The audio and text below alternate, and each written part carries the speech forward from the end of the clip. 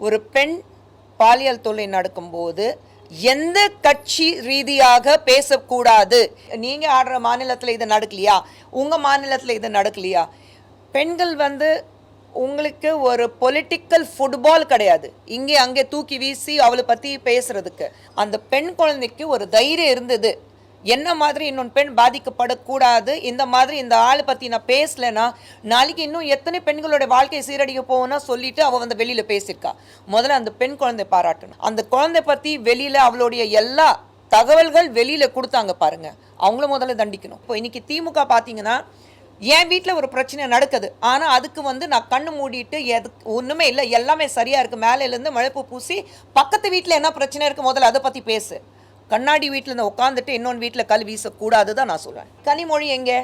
ஒவ்வொரு விஷயத்தில் கனிமொழி முன்னாடி பேசுகிறாங்கல்ல, எங்கே இருக்காங்க? ஏன் யாருமே அவங்களுக்கு மகளிர் அணி இங்கே இருக்குல்ல, திமுகவோட மகளிர் அணி ஒன்று இருக்குல்ல, எங்கே இருக்காங்க? சீமான் அவர்கள் பற்றி நான் பேச விரும்பலைங்க. சீமான் அவர்கள் நம்ம மாநில முதலமைச்சர் பார்த்து கேள்வி கேட்டாக்க அது நியாயமாக இருக்கும், சரிங்களா? ஒரு குற்றம் சாட்டணுங்கிறதுக்காக நீங்கள் என்ன வேணாலும் சொல்லலாம். ஸோ சீமான் அவர்களுக்கு நான் பதில் கொடுக்க விரும்பல. ஆமாங்க, அதுதானே கேள்வி கேட்டுட்டு இருக்கோம். யார் அந்த சார் சொல்லி தான் விட்டோம். யார் அந்த சார்? நான் இப்போ NCW மெம்பர் இல்லை, அதனால தான் அதை பற்றி என்னால் பேசக்கூடாது. இருந்திருக்கேன், அதனால தான். ஆனால் இப்போ இல்லை, ஸோ அதை பற்றி நான் இப்போ பேசவும் கூடாது. அந்த டேட்டா கூட என்னால் வெளியில் போக முடியாது. நீங்கள் உங்களுக்கு டேட்டா இருக்குன்னா தாராளமாக நீங்கள் அதை பப்ளிஷ் பண்ணிக்கோங்க. ஆர்டிகல் 21 கான்ஸ்டிடியூஷன் படி என் அனுமதி இல்லாமல் என் வாய்ஸ் ரெக்கார்டு பண்ணுறது மிகப்பெரிய குற்றமாகும், சரிங்களா? அதுதான் அன்றைக்கி நடந்தது. அதெல்லாம் விட்டாச்சு, அதெல்லாம் தாண்டி போயாச்சு. தவறு நடந்தது, அவங்களும் மன்னிப்பு கேட்டுட்டாங்க, அது விட்டாச்சு. ஆமாம், அந்த ஆடியோலையும் நான் என்ன பேசியிருக்கேன் தம்பி? ஆமாங்க, பேசுனது நான் இல்லை சொல்லவே இல்லையே. பேசுனது என் குரல் தானே, நான் இல்லை சொல்லவே இல்லையே. அதுக்கு நான் மறுப்பு தெரிய வச்சேனா? இல்லையே. ஆனால் போடுறதுக்கு வாய்ஸ் ரெக்கார்ட் பண்ணுறதுக்கு அனுமதி கொடுக்கலையே. ஆளாளுக்கு யூடியூபர்ஸ் உட்காந்துட்டு யாரை பற்றி ஏதோ புருஷன் பொண்டாட்டிக்கு நடுவில் படுத்துட்டு புருஷன் பொண்டாட்டிக்குள்ள பிரச்சனை என்ன இருக்குது அது பார்த்துட்டு பேசக்கூடிய நிலைமை இன்னைக்கு தமிழகத்தில் இருக்குது. இன்றைக்கி நடந்த ஒரு பெண் குழந்தைக்கு இப்போ நடந்த பிரச்சனையோட நிற்கக்கூடாது. 25 லட்ச ரூபா கொடுத்தாச்சு அந்த குழந்தைக்கு. அவள் வாழ்க்கையில் எந்த அளவுக்கு பாதிக்கப்பட்டிருக்கா அது யாரையும் சாகிற வரைக்கும் அவளால் மறக்க முடியுமா? அவள் குடும்பத்துக்கு நடந்த பிரச்சனை அவங்களால மறக்க முடியுமா? பெற்றோர்களுடைய அந்த துன்பை இது வரைக்கும், அந்த குழந்தை இருக்கிற வரைக்கும், அவங்க உயிரோடு இருக்கிற வரைக்கும் அந்த துன்பம் இருக்க தானே செய்யும். ஒவ்வொரு முறையும் அந்த குழந்தை ஒரு நிமிஷம் எங்கிருந்து வெளியிலேருந்து உள்ளே வரும்போது அந்த பயம் இருந்துட்டு தான் இருக்கும். ஒரு இருட்டு பார்த்த பயம் இருக்கும், ஒரு ஆம்பளை தனி ரோட்டில் பார்த்தா பயம் இருக்கும், ஒரு ரூமில் ஒரு பையனோட இருந்தால் பயமாக இருக்கும். அந்த அளவுக்கு துன்பப்படுத்ததுக்கப்புறம் நீங்கள் 25 லட்சம் நாங்கள் கொடுத்துட்டோம், அதனால தான் கல்வி ஃப்ரீயாக கொடுத்துட்டோம், அதனால தான் எல்லாமே சரியாயிடுங்கிறது கிடையாது. இது எங்கே முற்றுப்புள்ளி வைக்கணும்? அரெஸ்ட் பண்ணோன்னே ஏன் விட்டீங்க? அவன் ஹிஸ்ட்ரி ஷீட்டர் தானே, ஏற்கனவே அவன் மேலே பல கேசஸ் இருக்குல்ல. ஏற்கனவே ஒருத்தனை கிட்னாப் பண்ணிவிட்டு அங்கேருந்து 25 லட்ச ரூபா கேட்டு அது 12 லட்ச ரூபா கொடுத்ததுக்கப்புறம் மறுபடியும் விடாமல் போலீஸால் 2018 ஏதோ ஒரு 30 வருஷத்துக்கு முன்னாடி நடந்த சம்பவம் கிடையாது. இப்போ தான் ஒரு 6 வருஷம் கூட ஆகலை, 6 வருஷத்துக்கு முன்னாடி நடந்த சம்பவம். ஸோ ஹிஸ்ட்ரி ஷீட்டர் எந்த வகையில் ஃப்ரீயாக விட்டுருக்கீங்க? இது complete fall of law and order தான் நாங்கள் சொல்கிறோம். இதுதான் முதலமைச்சர்கிட்ட கேள்வி கேட்டுட்ருக்கோம். இன்றைக்கி நடந்த பிரச்சனையில் நேற்று இந்த பிரச்சனை நடக்கலை, நாளைக்கு நடக்காது அப்படிங்கிறது கிடையாது. ஒவ்வொரு முறையும் ஒரு பிரச்சனை தமிழகத்தில் ஒரு பெண்களுக்கு இந்த மாதிரி பாலியல் தொல்லை நடக்கும்போது நீங்கள் பணம் கொடுத்துறீங்க, நீங்கள் ஓகே இது இந்த கட்சியில் சார்ந்தவன் அந்த கட்சியில் சார்ந்தவன் அதுதான் பெருசுப்படுத்திட்டுருக்கீங்க.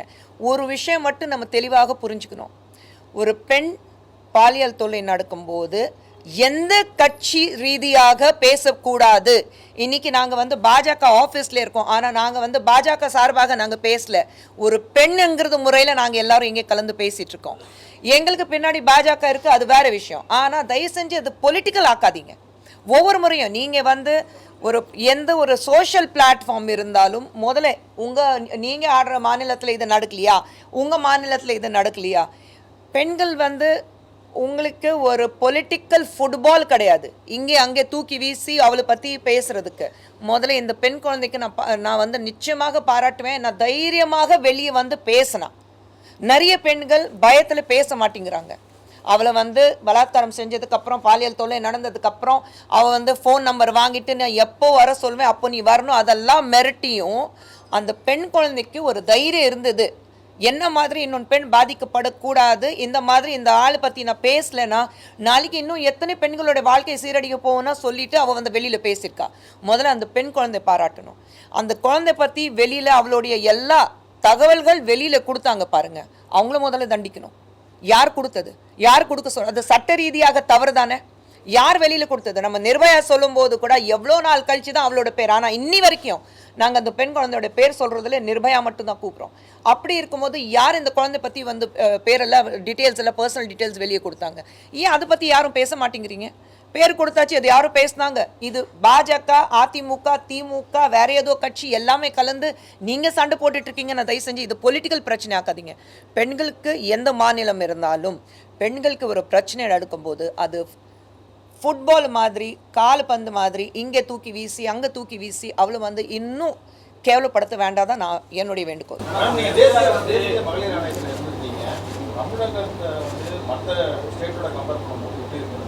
நான் இப்போ NCW மெம்பர் இல்லை, அதனால தான் அதை பற்றி என்னால் பேசக்கூடாது. இருந்திருக்கேன், அதனால தான். ஆனால் இப்போ இல்லை, ஸோ அதை பற்றி நான் இப்போ பேசவும் கூடாது.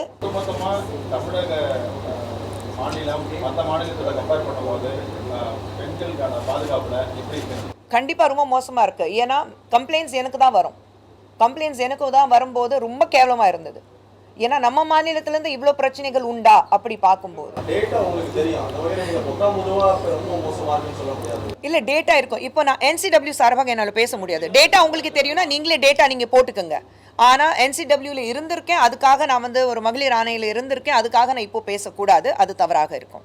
ஐ don't have any rights to speak on behalf of NCW. அந்த டேட்டா கூட என்னால் வெளியில் போக முடியாது. நீங்கள் உங்களுக்கு டேட்டா இருக்குன்னா தாராளமாக நீங்கள் அதை பப்ளிஷ் பண்ணிக்கோங்க. We cannot compare. Why are we comparing is what my question is. நம்ம வந்து இந்த மாநிலத்தில் கம்மியாக இருக்குது, நம்ம மாநிலத்தில் அதிகமாக இருக்குது, அந்த கட்சி வந்து காங்கிரஸ் ஆட்சியில் அதிகமாக இருக்குது, இங்கே பிஜேபியில் வந்து கம்மியாக இருக்குது, இல்லை இந்த இடத்துல பிஜேபி வந்து ஆளுங்கட்சி இருக்குது, அதனால தான் அங்கே அதிகமாக இருக்குது. அப்படி பண்ணவே கூடாதுன்னு நான் சொல்கிறேன். Don't do it. ஒரு பெண்களுக்கு நம்ம நாட்டில் ஒரு பெண்ணுக்கு ஒரு பிரச்சனை நடக்கும்போது எந்த மாநிலத்தில் அதிகமாக இருக்குன்னா வேண்டாம். ஏன்னா அது உடனே நீங்கள் வந்து கட்சி ரீதியாக அது வந்து சாணி பூசுறீங்க. அது பண்ணாதீங்க. ஐ எம் சேயிங் ஒட்டுமொத்தமாக நம்ம நாட்டில் பெண்களுக்கு பாதுகாப்பு இருக்கா, அதுதான் நம்ம பார்க்கணும். இன்னொன்று நம்ம மாநிலத்தில், நம்ம மாநிலம் தமிழம் சொல்லும்போது, ஒரு தமிழகத்தில் நம்ம ஒரு தமிழக மாநிலம் சொல்லும்போது ஒரு பெருமையோட சொல்கிறோம், ஒரு கண்ணகியோட இடம் சொல்கிறோம். நம்ம அப்படியெல்லாம் சொல்லும்போது ஏன் பெண்களுக்கு இவ்வளோ பிரச்சனைகள் இருக்குது? அதுதான் நான் நம்ம இடத்துல ஒரு பிரச்சனை நடக்கும்போது, என் வீட்டில் ஒரு பிரச்சனை நடக்கும்போது அதை விட்டுட்டு பக்கத்து வீட்டில் பிரச்சனை இருக்கா நான் எப்படி பார்க்க முடியும்? என் வீட்டில் இருக்கிற பிரச்சனையை என்னால் தீர்க்க வைக்க முடியுமா முடியாதா? என் வீட்டில் நடந்த ஒரு பிரச்சனைக்காக என்னால் குரல் கொடுக்க முடியுமா முடியாதா? என் வீட்டில் ஒரு பிரச்சனை நடக்குது. இப்போ இன்னைக்கு திமுக பார்த்தீங்கன்னா என் வீட்டில் ஒரு பிரச்சனை நடக்குது, ஆனால் அதுக்கு வந்து நான் கண்ணு மூடிட்டு ஒன்றுமே இல்லை, எல்லாமே சரியாக இருக்குது, மேலேருந்து மழைப்பு பூசி பக்கத்து வீட்டில் என்ன பிரச்சனை இருக்குது முதல்ல அதை பற்றி பேசு. கண்ணாடி வீட்டில் இருந்து உட்காந்துட்டு இன்னொன்று வீட்டில் கல் வீசக்கூடாது தான் நான் சொல்லுவேன்.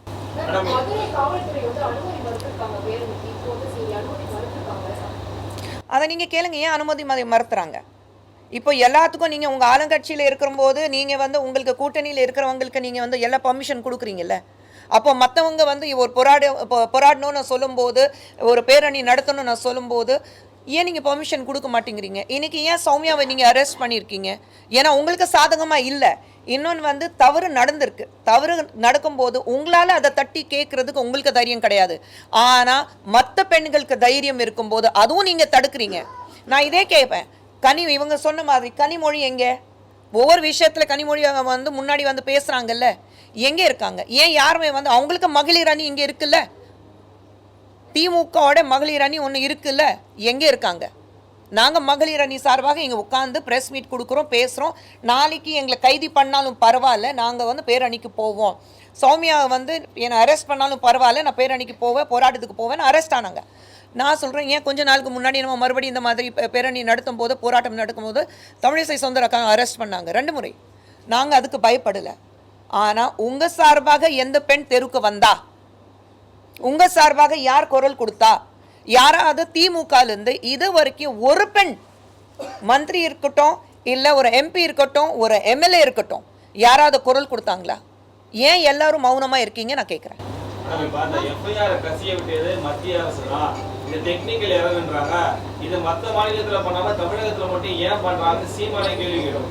ஏங்க, சீமான் அவர்கள் பற்றி நான் பேச விரும்பலைங்க. சீமான் அவர்கள் வந்து நம்ம மாநில முதலமைச்சர் பார்த்து கேள்வி கேட்டாக்க அது நியாயமாக இருக்கும். சரிங்களா? ஒரு குற்றம் சாட்டணுங்கிறதுக்காக நீங்கள் என்ன வேணாலும் சொல்லலாம். ஸோ சீமான் அவர்களுக்கு நான் பதில் கொடுக்க விரும்பல. சென்னை ஹைகோர்ட்லேயே அதை ரிப்போர்ட் பண்ணியிருக்கிறாங்க. ஐபிசி செக்ஷன் பிஎன்எஸ்ல மாற்றப்படும் போது அந்த டெக்னிக்கல் எரரால தான் எஃப்ஐஆர் ரிலீஸ் ஆயிருக்கு அப்படின்னு சொல்லிட்டு அதை எப்படிங்க டெக்னிக்கல் எரரில் ரிலீஸ் ஆகும்? ஹைகோர்ட்டில் ரிப்போர்ட் பண்ணியிருக்காங்க. ஹைகோர்ட்டோடைய ஆர்டர் அதுதானா? High court approved of that. Has high court accepted that there's a technical error? நம்ம அது ஒன்று பார்க்கணும்ல. நீங்கள் யார் வேணாலும் நீங்கள் வந்து மனு தாக்கல் பண்ணலாம், சொல்லலாம் இது வந்து technical error. But I'm saying அதுக்கு தானே உங்களுக்கு தனிப்பட்ட முறையில் உங்களுக்கு சட்டம் இருக்குது. நீங்கள் அதுதானே பார்க்கணும். இப்போ இதில் 2 பேர் தரப்புலையும் தானே வந்து நடவடிக்கை எடுக்க அவசியம். மாநில காவல்துறை அதே போல் வந்து யார் நீங்கள் நடவடிக்கை எடுங்க. அதனால தான் நாங்கள் வந்து நீங்கள் வந்து நடவடிக்கை எடுக்காதீங்கன்னு நாங்கள் யாருமே சொல்லலை. நீங்கள் ஒரு பெண்ணுக்கு பாதுகாப்பாக இருக்கணும், ஒரு பெண்ணுக்கு நியாயம் கிடைக்கணும்னா என்ன ஒரு நடவடிக்கை எடுக்கணும் அதை தாராளமாக எடுங்க. நான் சொல்கிறது ஒன்றா, ஒரு எங்கேயாவது நம்ம வீட்டில் ஒரு டேப்பில் வந்து எங்கேயாவது ஒரு லீக்கேஜ் இருந்தால் அதுதான் முதல்ல சீல் பண்ணுவோம். மொத்தமாக மேலேருந்து ஃபுல்லாக விழும்போது அப்புறம் பார்த்துக்கலாங்கிறது கிடையாது. ஸோ எங்கே லீக்கேஜ் இருக்கும் முதல்ல அதை சீல் பண்ணுங்களேன். ஏன் ஒவ்வொரு முறையும் ஒரு பெண் தான் பலியாக்கணுமா இந்த மாதிரி விஷயத்துக்கு? தேசிய மகளிர் ஆணையம் வந்து 2 மெம்பர்ஸ் வச்சு ஒரு ஃபேக்ட் ஃபைண்டிங் கமிட்டி ஃபார்ம் பண்ணி அனுப்பியிருந்தாங்க. இன்வெஸ்டிகேஷன்லாம் போயிட்டு இருக்காங்க. இப்போ சப்மிட் பண்ண போகிறாங்க. மாநில மகளிர் ஆணையம்னு நம்ம ஸ்டேட்ல இருக்கு. அவங்க இருக்கிறதே இப்போ அந்த மாதிரி ஒரு கமிட்டியோ இல்லை எதுவும் பண்ண மாதிரி தெரியல. அவங்களோட நடவடிக்கை ஒன்றுமே பண்ணலையே. ஸ்டேட் உமன் கமிஷன் இருக்குது, எங்கே இருக்காங்க? அவங்க போனாங்களா? கவர்னர் பார்த்தாங்களா? ஒரு ஸ்டேட்மெண்ட் கொடுத்தாங்களா? நாங்கள் இதுக்கு அகேன்ஸ்ட் ஆக்ஷன் எடுக்க போகிறோன்னு சொன்னாங்களா?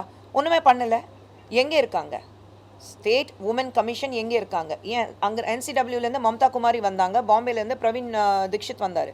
அவங்க 2 பேரும் போகும்போது ஏன் ஸ்டேட் கமிஷன்லேருந்து யாருமே போகல? கூட பதில் கொடுத்தாங்களா? எங்கேயாவது பேசினாங்களா? கமிட்டி பேசினாங்களான்னு சொல்கிறேன். எங்கேயுமே பேசல. அப்போ ஸ்டேட் கமிஷன் ஒரு ரிப்போர்ட் கொடுக்குறோன்னா NCW தைரியமாக வந்து நாங்கள் சூமோட்டோ எடுக்கிறோம், இம்மீடியட்டாக ஒரு டீம் கொடுக்குறோன்னா ஏன் ஸ்டேட் கமிஷன்லேருந்து யாருமே போகலை? ஏன்னா you control by the state, you control by the government. அவங்க சொல்கிறதா நம்ம அந்த சட்டம் என்னென்னா, இவங்க என்ன சொல்கிறாங்க, ஆளுங்கட்சி என்ன சொல்லுது அதுதான் நாங்கள் பண்ணுவோன்னா சொல்லிட்டு உட்காந்துட்டு இருக்காங்க. யார் அந்த சார் அப்படிங்கிறது வந்து ஒரு முக்கியமான விவாதமாக இருக்கு மேடம். பிஜேபி தரப்புலையும் அதை இன்னும் தொடர்ந்து முன்வைக்கிறீங்களா? ஞானசேகருக்கு பின்னணியில் யார் இருப்பாங்கன்னு பிஜேபி தரப்புலையும்? ஆமாங்க, அதுதானே கேள்வி கேட்டுட்டு இருக்கோம். யார் அந்த சார் சொல்லி தான் விட்டோம். யார் அந்த சார்? போலீஸ் என்ன சொல்றா, மொபைல் ஏர்பிளேன் மோட்ல இருந்துச்சு, ஆன்லைன் இல்லை, அவர் மிரட்டுறதுக்காண்டி அந்த தன்னோட கருத்துக்கு இணங்க வைக்கிறதுக்காண்டி அப்படி மிரட்டி இருக்காரு அப்படிங்கிற மாதிரி போலீஸ். எங்கள் போலீஸ் அப்படி பதில் சொல்லலாமா? நான் கேட்குற கேள்வி ஒன்று தான். அவங்க வீட்டில் இப்படி ஒரு பிரச்சனை வந்தால் அவங்க இந்த பதில் கொடுப்பாங்களா? அப்போ மட்டும் நடவடிக்கை வேறு மாதிரி இருக்கும்ல. இல்லைங்க, மனிதர்கள் சொல்லும்போது நமக்கு வந்து ஆனால் உணர்வுபூர்வமாக இருக்கிறதுனால தான் நம்ம இங்கே உட்காந்துட்டு பேசிகிட்டு இருக்கோங்க. எல்லாரும் நாங்கள் வந்து மிஷின் கிடையாதுல்ல. ஸோ அப்படி இருக்கும்போது சிம்பிளான விஷயம், நீங்கள் என்ன சட்டம் இருந்தாலும் சட்டத்துக்கு நேராக எதிராக தான் நடந்திருக்கு இந்த விஷயம். உங்களுக்கு எல்லாருக்கும் தெரியும், நம்ம எல்லாருக்கும் தெரிஞ்ச விஷயம், சரிங்களா? ஆனால் கேட்குற கேள்வி, அவங்க வந்து சட்டத்துக்கு பேப்பரில் எப்படி இருந்தது, வாட்ஸ்அப்பில் எப்படி இருந்தது, குரூப்பில் எப்படி இருந்தது, அதுக்காக தான் இது பண்ணோம். உங்கள் வீட்டில் நடந்தால் இது பதில் வருமானா? என்னோட கேள்வி அதுதான். வராதுல்ல. அப்போ அந்த குழந்தை உங்கள் வீட்டு குழந்தைனை பார்த்துக்கங்கன்னு நான் சொல்கிறேன். தேசிய மகளிர் ஆணைய பொறுப்புல இருந்து நீங்கள் விலகியதுக்கு பிறகு ரொம்ப பெருசாக நிகழ்ச்சிகளை பார்க்க முடியல. கட்சி நிகழ்ச்சிக்கு உங்களை அழைக்கல அப்படின்றலாம் பேசி இன்னைக்கு எங்கே இருக்கேன்? இன்னைக்கு எங்கே இருக்கேன்? நான் எங்கேயுமே வந்து ஃபர்ஸ்ட் ஆஃப் ஆல் அன்றைக்கி நடந்த விஷயம் வந்து ரொம்ப தவறானது. ஆர்டிக்கல் 21 கான்ஸ்டிடியூஷன் படி என் அனுமதி இல்லாமல் என் வாய்ஸ் ரெக்கார்டு பண்ணுறது மிகப்பெரிய குற்றமாகும், சரிங்களா? அதுதான் அன்றைக்கி நடந்தது. அதெல்லாம் விட்டாச்சு, அதெல்லாம் தாண்டி போயாச்சு. தவறு நடந்தது, அவங்களும் வந்து மன்னிப்பு கேட்டுட்டாங்க, அது விட்டாச்சு. இதுக்கப்புறம் என்ன புது வருஷத்தில் புதுசாக என்ன பண்ணணும், இன்னும் நல்ல வகையில் இன்னும் என்னென்ன விஷயங்கள் நம்ம பண்ண முடியும் அதை தான் பார்த்துட்டு போகணும்னா தவிர கடந்த விஷயம் அப்படி கடந்து போகட்டும். No point.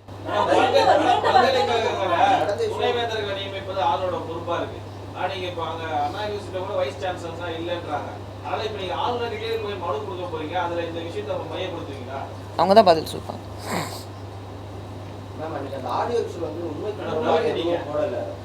என்னங்க? ஆமாம், அந்த ஆடியோவில் நான் என்ன பேசியிருக்கேன் தம்பி? ஆமாங்க, பேசுனது நான் இல்லை சொல்லவே இல்லையே. பேசுனது என் குரல் தானே, நான் இல்லை சொல்லவே இல்லையே. அதுக்கு நான் மறுப்பு தெரிய வச்சேனா? இல்லையே. ஆனால் நான் போடுறதுக்கு வாய்ஸ் ரெக்கார்ட் பண்ணுறதுக்கு அனுமதி கொடுக்கலையே. பிரீச் ஆஃப் ட்ரஸ்ட் அது ஒன்று இருக்குது.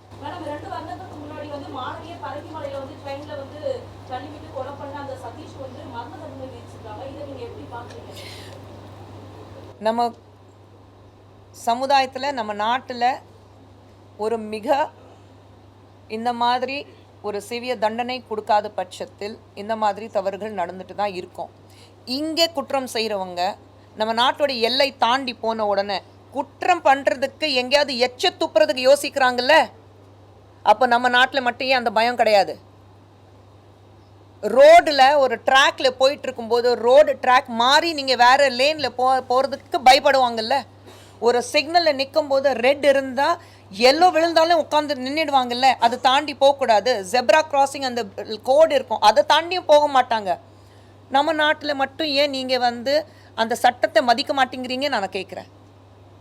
இவ்வளோ பார்க்கக்கூடியவங்க இதே ஆண்கள் வெளிய நாட்டில் போய் ஒரு பெண் தொடுறதுக்கு ஒரு வகை இல்லை, 1000 தடவை யோசிப்பாங்க.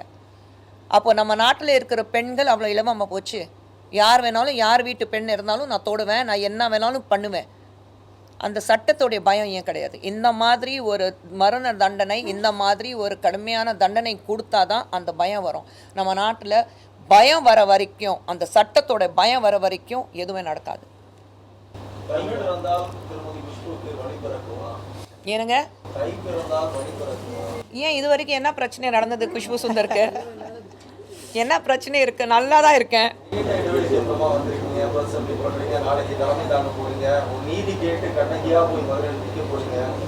நான் என்னைக்குமே கண்ணகி தானே.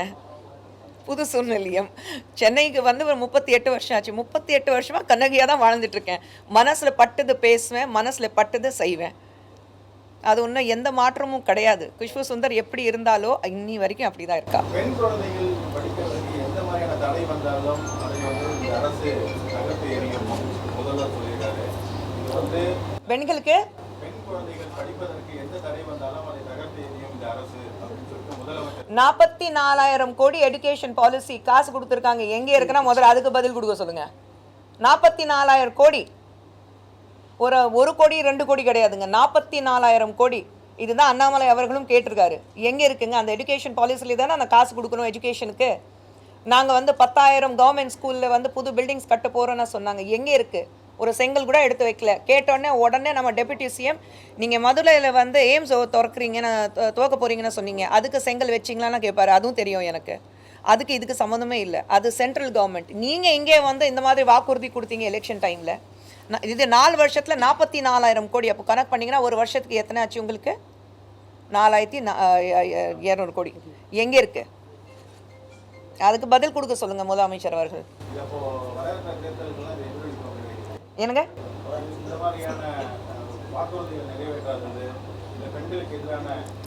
இல்லை, வாக்குறுதி பொறுத்த வரைக்கும் எல்லாருக்கும் தெரியும். திமுக பொறுத்த வரைக்கும் அவங்க ஆட்சிக்கு வர்றதுக்கு முன்னாடி என்னென்ன வாக்குறுதி கொடுத்தாங்க, இது வரைக்கும் ஒரு வாக்குறுதி கூட நிறைவேற்றல. சரிங்களா? ஸோ பேசிட்டே போயிட்டே இருக்காங்க. பேசிட்டே இருங்க. நீங்கள் ஒவ்வொரு முறையும் நீங்கள் நாங்கள் இது பண்ணுவோம் அது பண்ணுவோன்னா ஒரு பொய்யான வாக்குறுதி மக்களுக்கு கொடுத்துட்டு மக்கள் ஏமாற்றிட்டு மக்களுக்கு காசு கொடுத்துட்டு நீங்கள் எலெக்ஷன் ஜெயிச்சுட்டு தான் இருக்கீங்க. எல்லாத்துக்கும் ஒரு காலம் வருது இல்லை? ஏதோ ஒரு பிரச்சனை வரும்போது பேசுவோம், அப்புறம் கண்டுக்காம போயிடும். தேமா கமிட்டி ரிப்போர்ட் கூட அப்படின்னா தமிழ்நாட்டிலேயும் அந்த மாதிரி பிரச்சனை இருக்குன்னு நிறைய நடிகர்கள் சொல்ல ஆரம்பிச்சாங்க. அதுக்கப்புறம் எல்லாமே ப்ரெஸ்ஸில் சொல்லணும்னு அவசியமே இல்லை. ஏன் அது நடிகர் சங்கத்தில் நடந்துட்டு தான் இருக்குது. நாங்கள் கேசஸ் வாங்கிட்டு தான் இருக்கோம், நாங்கள் சால்வ் பண்ணிட்டு தான் இருக்கோம். உங்களுக்கு எல்லாருக்கும் என்ன இருக்குது தெரியுங்களா? அந்த சோஷியல் மீடியா பிளாட்ஃபார்ம்னால, அந்த கேமராஸ் இருக்கிறதுனால உங்களுக்கு ஒரு பிரேக்கிங் நியூஸ் வேணும். அது ஒவ்வொரு முறையும் கொடுக்க முடியாது. பீஸ்ஃபுல்லான நியூஸாக இது? ஆளாளுக்கு யூடியூபர்ஸ் உட்காந்துட்டு யாரை பற்றி ஏதோ புருஷன் பொண்டாட்டிக்கு நடுவில் படுத்துட்டு புருஷன் பொண்டாட்டிக்குள்ள பிரச்சனை என்ன இருக்குது அது பார்த்துட்டு பேசக்கூடிய நிலைமை இன்னைக்கு தமிழகத்தில் இருக்குது. ஹைதராபாத்தில் யாராவது, தெலுங்கானாவில் யாராவது யூடியூபர்ஸ் உட்காந்துட்டு பேச முடியுமா? அந்த தைரியம் வருதா இப்போ யாருக்கும்? கேரளாவில் பேச முடியுமா? கர்நாடகாவில் பேசுகிறாங்களா? தமிழகத்தில் மட்டும் ஏன் அந்த சட்டம் கிடையாது அவங்கள தடுக்கிறதுக்கு? யார் பண்ணுறாங்க? கவர்மெண்ட் ஏதாவது ஆக்ஷன் எடுக்கிறாங்களா? இல்லை. நாங்கள் பேசி தான் யூடியூபர்ஸ் மன்னிப்பு கேட்க வைக்கிறோம். அந்த யூடியூபர்ஸ் கிட்டே அந்த வீடியோ ஏன் இவ்வளோ அசிங்கமாக பேசுகிறீங்கன்னா மன்னிப்பு கேட்க வைக்கிறோம். ஏன் கவர்மெண்ட்டால் எதுவும் பண்ண முடியல? அங்கேயும் பெண்கள் பற்றி தானே நீங்கள் எழுவா பேசுகிறீங்க. அப்போ பதில் வராது பார்த்தீங்களா உங்ககிட்ட?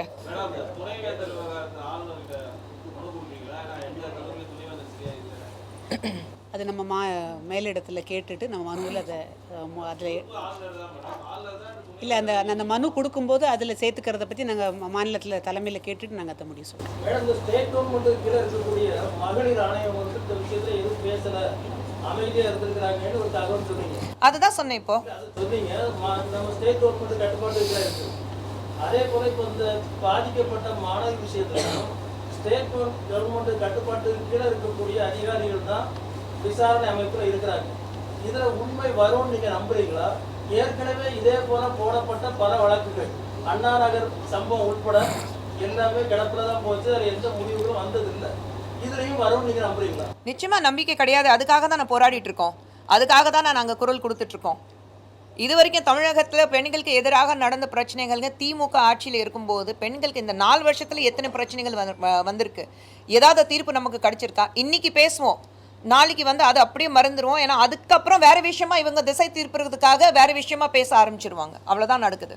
இதில் ஒரு விஷயம், உண்மையை பேசின காவல்துறை அதிகாரியை சஸ்பெண்ட் பண்ணுறது தான் இந்த ஆட்சி. அதையும் சேர்த்துக்கோங்க. ஆமாம், உண்மையை பேசினார்ல, இது சட்ட ஒழுங்கு சரியில்லைன்னு பேசின காவல்துறை அதிகாரியை நீங்கள் என்ன பண்ணீங்க? சஸ்பெண்ட் தானே பண்ணியிருக்கீங்க. அப்போ எப்படி பேசுவாங்க தைரியமாக? எங்கே நியாயம் கிடைக்கும்? காவல்துறை அதிகாரிக்கே பாதுகாப்பு இல்லை, அவருடைய வேலைக்கே உத்தரவாதம் இல்லை. அப்புறம் எப்படி நீங்கள் நியாயத்தை எதிர்பார்க்குறீங்க தமிழ்நாட்டில்? ஏன் இவ்வளோ நானே போனேன்னு கள்ளக்குறிச்சி பக்கத்தில் ஒரு எத்தனை பேர் அந்த கள்ளச்சாராயம் குடிச்சிட்டு இறந்தாங்க. அதுக்கப்புறம் என்னாச்சு? ஏதாவது வந்ததா? தகவல் வந்ததா? அங்கே யார் கள்ளச்சாராயம் காய்ச்சினாங்க? அவங்க திமுகவுக்கு சார்ந்தவங்க தான். அவங்க ஏதாவது அவங்க தகவல் கிடைச்சதா? என்ன ஆனாங்க? அதை பற்றி யாராவது பேசுகிறோமா? அவங்களுக்கு அந்த கிராமத்தில் இருக்கிறவங்களுக்கு நியாயம் கிடைச்சதா? இல்லை.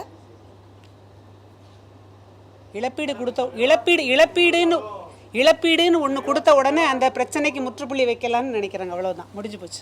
ஆளுகின்ற திமுக அரசை நீதி கேட்டு மாபெரும் நீதி பேரணியானது நடத்த இருக்கின்றோம். இன்றைக்கு தமிழ்நாடு முழுவதிலுமாக நாம் பார்த்தோம் என்று சொன்னால் எங்குமே பெண்களுக்கு பாதுகாப்பு இல்லாத ஒரு சூழ்நிலையை பார்க்க முடிகின்றது. அது பள்ளி குழந்தைகள் முதல் வயதானவர்கள் வரைக்கும் இன்றைக்கு தமிழகத்தில் பாதுகாப்பற்ற ஒரு சூழ்நிலையை நாம் பார்க்குறோம். இதுக்காக நாம் குரல் கொடுத்தோம் அப்படின்னு சொன்னால், விழிப்புணர்வோடு இருங்க அப்படின்னு சொன்னால், பெண்கள் இறங்கி நாங்கள் போராடுறோம் அப்படின்னு சொன்னால் அதற்கான அனுமதி அரசாங்கத்தால் மறுக்கப்படுகின்றது. இந்த போராட்டம் அப்படிங்கிறத விட தமிழ்நாட்டில் இந்த மாதிரியான ஒரு சூழ்நிலை இருக்குது, பெண்கள் பாதுகாப்பாக இருங்க அப்படிங்கக்கூடிய ஒரு விழிப்புணர்வை தான் நாம் ஏற்படுத்த போகின்றோம். அதற்கு கூட இங்கே இருக்கக்கூடிய ஆளுகின்ற அரசாங்கம் அனுமதி கொடுக்க மறுக்கிறாங்க. ஏன்னா அவங்களுக்கு தெரியும், இந்த அண்ணா பல்கலைக்கழக வளாகத்திலே மாணவிக்கு நடந்த இந்த பாலியல் துன்புறுத்தலுக்கு உடந்தையாக இருந்தது, அதை செய்தது அங்கே திராவிட முன்னேற்ற கழகத்திலே இருக்கக்கூடிய கட்சிக்காரர் அப்படிங்கிறது எல்லாருக்குமே தெரியும். அன்னைக்கு இவர் தான் குற்றவாளின்னு தெரிஞ்ச உடனே கைது பண்ணிட்டு ராத்திரியே விட்டாங்க. நாங்கள் கேட்குறோம், இரவு விட்டீங்கல்ல, விட சொன்னது யார் அந்த சார் அப்படின்னு உங்களுக்காவது தெரியுமா? யார் அந்த சார்? இன்றைக்கு நம்முடைய விசிகாவினுடைய தலைவர் சென்னை ஏர்போர்ட்டில் அவரும் கேட்குறார், யார் அந்த சார் அப்படின்னு.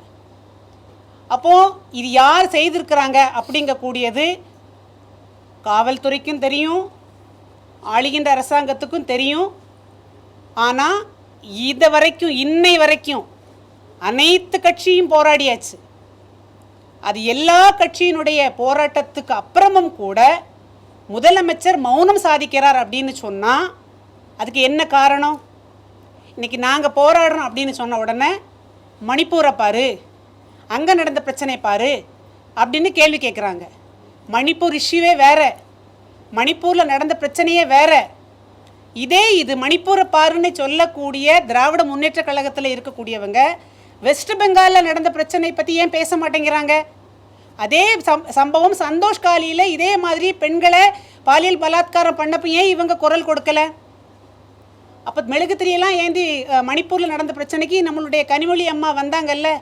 இன்றைக்கி தமிழ்நாட்டில், அதுவும் நீங்கள் ஆளுகின்ற மாநிலத்தில் பெண்களுக்கு தொடர்ந்து, இது அண்ணா பல்கலைக்கழகம் மட்டும் இல்லை, இந்த சம்பவம் நடந்து கொண்டு இருக்கும்போதே நீங்கள் புதுக்கோட்டை மாவட்டம் அறந்தாங்கியில் நர்சிங் கல்லூரியில் படிக்கக்கூடிய ஒரு மாணவியை கூட்டு பலாத்காரம் பண்ணி கிணத்துல போட்டு பிணமாக கொடுத்ததை நாம் பார்த்தோம்.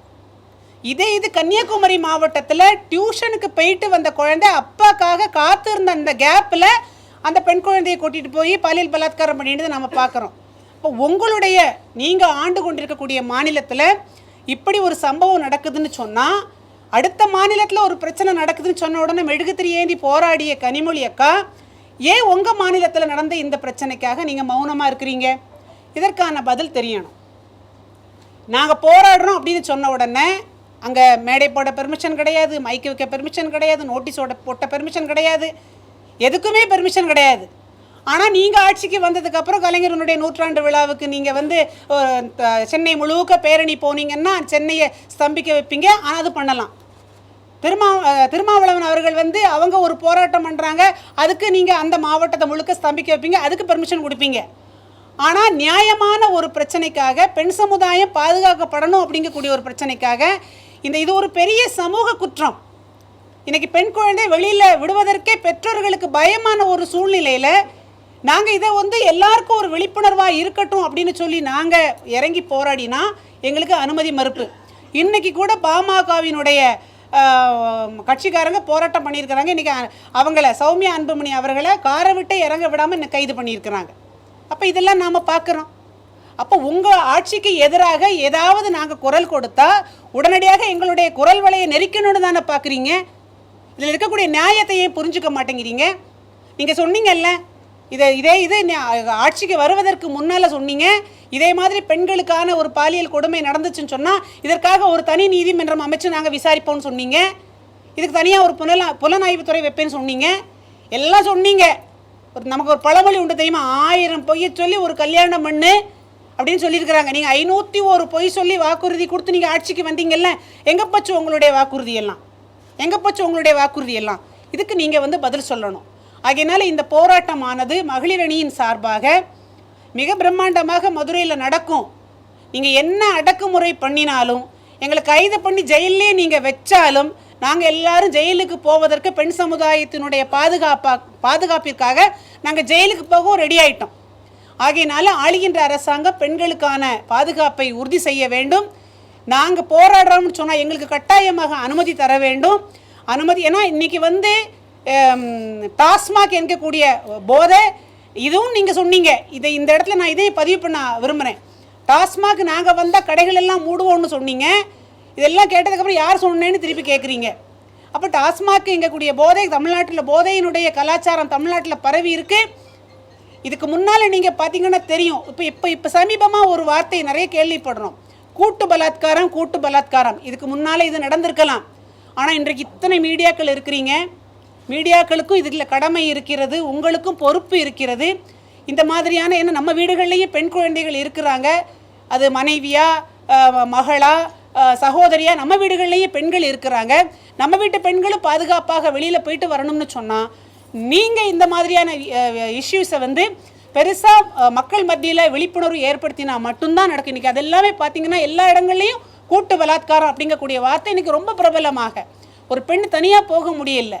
எனக்கு ஒரே ஒரு கேள்வி தான், அடுத்த வீட்டில் இருந்து வெளியில் வரக்கூடிய பெண் குழந்தைய தொடுவதற்கு உங்களுக்கு யார் அதிகாரம் கொடுத்தாங்க? எப்படி தொடுறீங்க அந்த பெண் குழந்தைய? எங்கே போயிட்டுருக்கு இன்றைக்கி நம்மளுடைய சமூகம்? வந்து என்ன பாதுகாப்பு? திருப்பி வீட்டுக்குள்ளேயே பெண்களை வந்து சமையல் கட்டிலே அடைச்சி வைக்கலாம் அப்படின்னு ஒரு சூழ்நிலையா அது? இன்றைக்கி பெண் குழந்தைங்க வெளியில் வர வேண்டாமா, படிக்க வேண்டாமா, வேலைக்கு போக வேண்டாமா, சம்பாதிக்க வேண்டாமா, அவங்களுக்கு ஒரு சுய கௌரவம் வேண்டாமா? அப்போ பெண் குழந்தைங்க வெளியில் வந்தாங்க அப்படின்னு சொன்னால் இது குழந்தைகளினுடைய எதிர்காலம் என்ன ஆகிறது? இன்றைக்கி படிப்புங்கிறது ரொம்ப முக்கியம், வேலைங்கிறது ரொம்ப முக்கியம். அப்போ இது பள்ளியில் நடக்குது அப்படி சொன்னால், பள்ளியில் ஆசிரியர்களை கூட நம்பி விட முடியல. பல இடங்களில் ஆசிரியர்களால் கூட இந்த பெண் குழந்தைங்களுக்கு துன்புறுத்தல் இப்படி இருக்குது. அதனால் இது வந்து ஒரு பெரிய சமூக குற்றம். இதற்கு வந்து நம்மளுடைய முதலமைச்சர் அவர்கள் வந்து கட்டாயமாக மௌனம் சாதிக்கக்கூடாது. இதற்கான விடையையும் இதற்கான பதிலையும் நீங்கள் சொல்லணும். ஏன்னா ஆளுகின்ற அரசாங்கத்தை வந்து கேள்வி கேட்கறதுக்கான ஒரு இடத்துல இருக்கக்கூடிய நம்முடைய அண்ணாமலை அவர்கள் சாட்டையால் தன்னை அடிச்சுக்கிட்ட உடனே அவங்கள எல்லாருமே கேலி பண்ணுறீங்களே. இன்றைக்கி நம்ம சமூக வலைதளத்தில் அவரை கேலி பண்ணுறீங்க. நீங்கள் கேலி பண்ணுறது உங்களையே நீங்கள் ஏமாளியாக மாற்றிக்கொள்வதற்கு சமம். நீங்களே ஏமாந்துக்கிறீங்க. ஏன்னு சொன்னால் இந்த சமூகத்தில் இப்படி ஒரு குற்றம் நடக்கிறத என்னால் பார்த்துக்கொள்ள முடியல. பெண்களுக்கான ஒரு உரிமை போராட்டம், இது பெண்கள் பாதுகாக்கப்படணுங்கிறதுக்காக தான் தன்னைத்தானே வருத்தி கொண்டார். அதை நீங்கள் ஏளனம் பண்ணீங்க அப்படின்னு சொன்னால் நீங்கள் உங்களே ஏமாற்றி கொள்றீங்கன்னு தான் அர்த்தம். இதை வந்து அரசியல் பண்ணுறீன்னு நினைக்காதீங்க. இது அரசியலாக பார்த்தீங்கன்னா அரசியல், இது ஒரு சமூக கடமையாக சமூக பொறுப்பாக பார்த்தீங்கன்னா இது ஒரு சமூக பொறுப்பு எல்லாருக்கும் இருக்குது. ஆகையினால இந்த போராட்டமானது கட்டாயமாக மதுரையில் கண்ணகி எப்படி ஆளுகின்ற மன்னன் கிட்டக்க தன்னுடைய கணவனுக்காக நீதி கேட்டாலோ அதே போல் இன்றைக்கு நாம் வந்து இருக்கக்கூடிய நாங்கள் இங்கே ஆளுகின்ற அரசாங்கத்துக்கிட்ட பெண்களுக்கான நீதியை கேட்கின்றோம். இந்த ஆர்ப்பாட்டத்துக்கு வந்து நாங்கள் எல்லாரையும் அழைப்பு விடுகின்றோம். இந்த ஆர்ப்பாட்டத்துக்கு இங்கே நாளை இருக்கக்கூடிய ஆர்ப்பாட்டத்திற்கு தமிழகத்தில் இருக்கக்கூடிய அத்தனை பெண் சமுதாயத்திற்கும் அழைப்பு விடுகின்றோம். உங்களின் குரலாகத்தான் எங்கள் குரல் அங்கே ஒலிக்கப் போகின்றது. இந்த ஆர்ப்பாட்டம் பேரணியானது நாங்கள் பேரணியாகத்தான் போகணும்னு முடிவு பண்ணியிருக்கோம். பேரணி முடிந்த பின்பாக தமிழகத்தில் இருக்கக்கூடிய இந்த பெண்களுக்கு பாதுகாப்பற்ற ஒரு சூழ்நிலையை நாங்கள் வந்து ஆளுநர்கிட்ட ஒரு மனுவாக கொடுப்பதற்காக நாங்கள் இருக்கின்றோம். கட்டாயமாக நாங்கள் கொடுப்போம். எங்களுடைய இந்த பேரணியை துவக்கி வைத்து மரியாதைக்குரிய குஷ்பு சுந்தர் அவர்கள் இந்த பேரணியை துவக்கி வச்சு கண்டன உரையாற்றுவாங்க. அவங்க கண்டன உரை ஆற்றினதுக்கப்புறம் அந்த பேரணியானது நாங்கள் துவங்கி நடப்போம். நாங்கள் நடப்பதற்கு தயாராகிட்டோம். முதலே சொன்ன மாதிரி நாங்கள் எங்களை வருத்தி கொண்டு இந்த தமிழகத்தில் இருக்கக்கூடிய பெண்களை பாதுகாப்பதற்காக எங்களை வருத்தி கொண்டு எவ்வளோ தூரம் வேணாலும் நடப்பதற்கும், எங்களை கைது பண்ணினீங்கன்னு சொன்னால் நாங்கள் ஜெயிலுக்கு போவதற்கும் தயாராகிவிட்டோம் என்று இந்த நேரத்தில் உங்கள் மத்தியிலே தெரிவித்துக் கொள்கின்றேன். மேடம், இப்போ இந்த விஷயத்தை வந்து அரசியலாக்க பார்க்குறாங்க, அரசியல் கட்சி நீதிமன்றம் சொல்லியிருக்கு.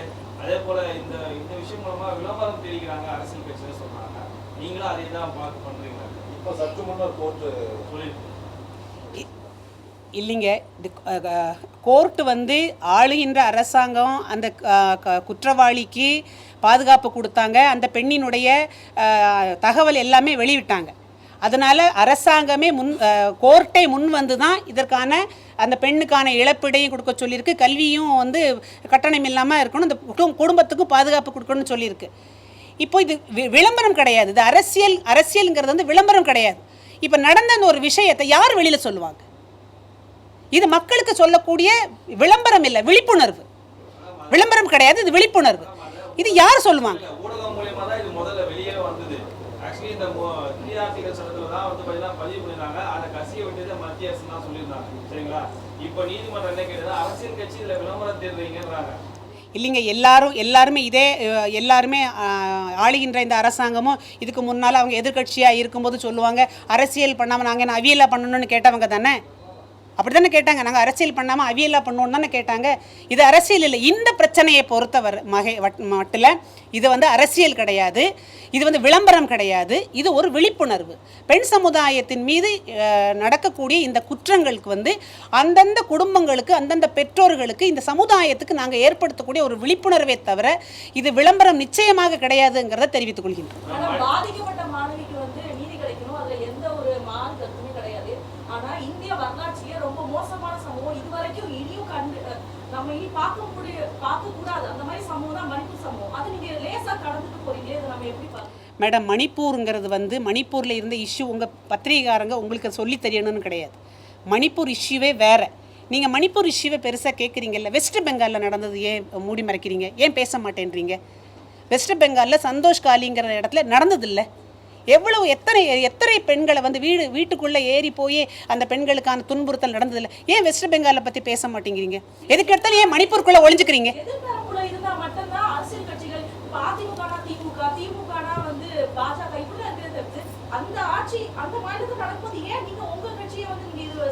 இல்லைங்க, தண்டனைங்கிறது வந்து தப்பு வந்து யார் செஞ்சாலும் தண்டிக்கப்பட வேண்டியது தான். அதில் எந்த மாற்று கருத்தும் கிடையாது. அது கட்சிக்கு அப்பாற்பட்டு பெண்கள் மீது யார் கை வைச்சாலும் அவர்களுக்கு கடுமையான தண்டனை கொடுக்கணும். நம்மளுடைய மோடி ஐயா அவர்கள் வந்து 12 வயதுக்கு கீழே இருக்கக்கூடிய பெண் குழந்தைகளை வந்து பலாத்காரம் பண்ணினாங்கன்னு சொன்னால் மரண தண்டனை கொடுக்கணும்னு சொன்னாங்க. சொன்னாங்க. இது இந்த மரண தண்டனை என்பது தீர்வு ஆகாதுன்னு சொல்லிட்டு இங்கே இருக்கக்கூடிய நம்மளுடைய எம்பி சொன்னாங்களா இல்லையா? ஒரு குற்றத்துக்கு மரண தண்டனை என்பது தீர்வாகாதுன்னு இங்கே இருக்கக்கூடிய எம்பி சொன்னாங்களா இல்லையா? அப்போ சட்டங்கள் கடுமையாக்கப்படும் போது தான் இந்த குற்றங்கள் குறையும். நீங்கள் சட்டங்கள் கடுமையாக கொண்டு வரும்போது நீங்கள் என்ன பண்ணுறீங்க? அதுக்கான அந்த சட்டத்தை முன்னெடுத்துட்டு கொண்டு போகிறதுக்கு நீங்கள் அனுமதிக்க மாட்டேங்கிறீங்களே. அதுதான் எங்களுடைய கேள்வி. மேடம் குஷ்பு மேடம், இப்போ என்ன பண்ணணும் நினைக்கிறீங்க? தமிழக அரசு வந்து கைது பண்ணிட்டாங்க, அவர்கிட்ட விசாரணை பண்ணிட்டு இருக்காங்க. நீதிமன்றத்தில் வழக்கு பேருந்து 25 லட்சம் நீதி கொடுக்க சொல்லியிருக்காங்க. அந்த குடும்பத்துக்கு பாதுகாப்பு, அந்த பொண்ணோட கல்வி செலவு எல்லாமே எடுத்து சொல்லியிருக்காங்க. இன்னும் இந்த வழக்கில் வேற என்ன செய்யணும்னு நினைக்கிறீங்க? என்ன சொல்றீங்க? இந்த பிரச்சனை இந்த மாணவிக்கு நடந்த பிரச்சனையோட நிற்கக்கூடாது. இதுக்கு முன்னாடி நடந்திருக்கு, இதுக்கப்புறம் நடக்கக்கூடாதுன்னா யாராவது கேரண்டி தர முடியுமா?